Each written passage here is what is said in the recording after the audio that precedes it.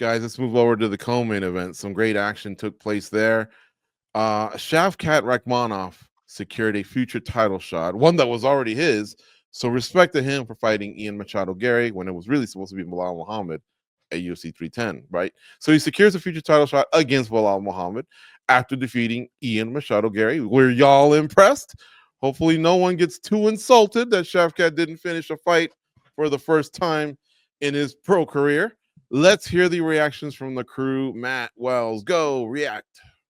Fantastic fight, right?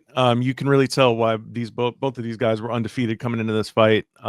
They deserved, all of the hype coming in and coming out of this fight. I mean, it was just a classic, like, I don't know how to actually describe it, but I mean, you were looking at two future champions of this division, right?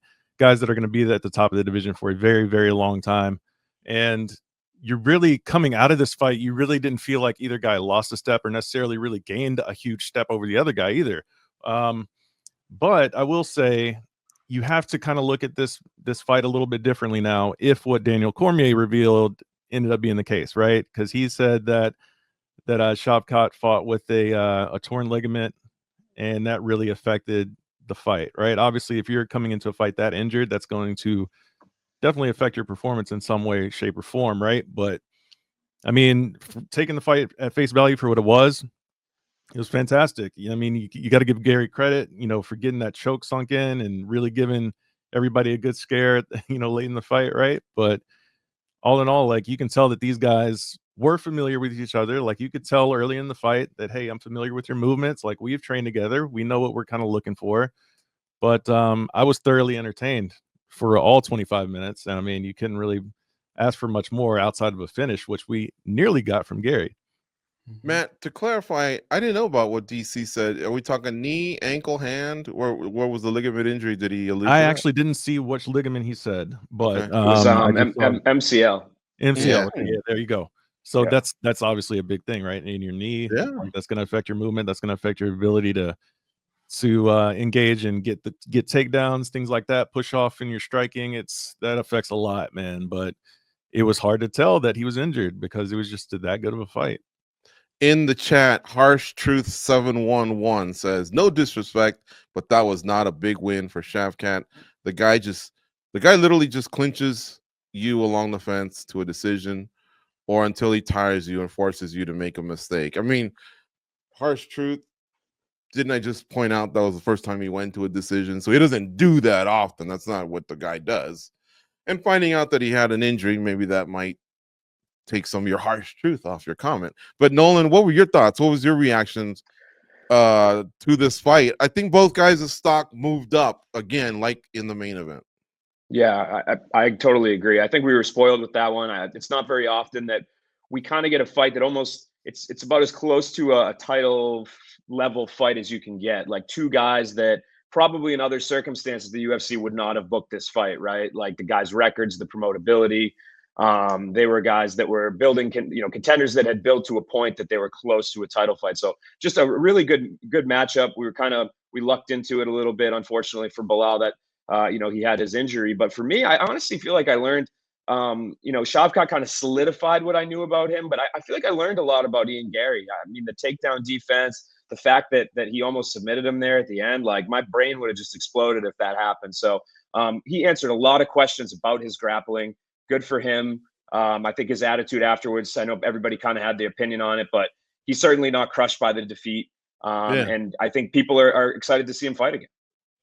Goes your reaction to the fight, and then I want to know something from you. Was that the best result for the UFC? In the back, they're always hoping for a certain way. I'm not saying anything about fight fixing. I'm just saying, obviously, the company business can go in a certain way if certain fighters have success.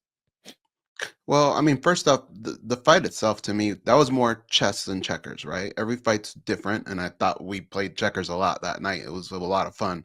But that one was chess, and I get it. Former teammates, they're probably going to do that. We've seen that a couple times.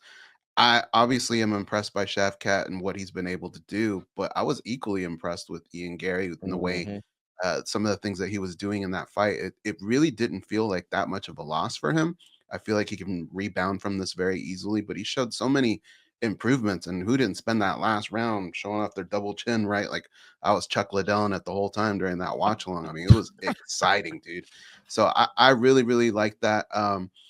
I've said this often already. Like to me, the real winner that night was Belal Muhammad, not having to face both guys. You know, I think that's pretty impressive to not have to go through a guy like Ian Gary. I think that would have been a tough matchup as well. But did they kind of do? I would say if I were the UFC, maybe I wasn't as excited because, I mean, think about bringing in Belal Muhammad into the cage and having Ian Gary across from him.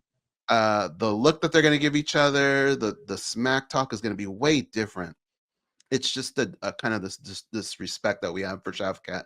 He's a quiet guy, so probably didn't work out in the UFC's favor in those Yeah. regards. But look, at the end of the day, if that's the matchup you're left with, that it's still going to be pretty interesting. And I think in the conversations that we've had of how we think that fight's going to play out, we've had some back and forth there too. So I think it'll be a good fight, but I don't think it was the best result for the UFC. Muhammad noise and Gary noise would have been good right there at that moment. Jesus M in the chat says dominant performance by Shavkat. And Baby Sharp MMA alludes to the torn ligament that DC had mentioned that Matt Wells brought up earlier.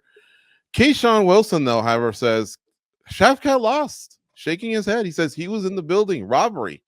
I don't think anyone agrees with that, Keyshawn, but I think we're all giving enough love to Machado Garry to know his stock didn't drop much. Nolan, you're kind of giggling. You nothing like that.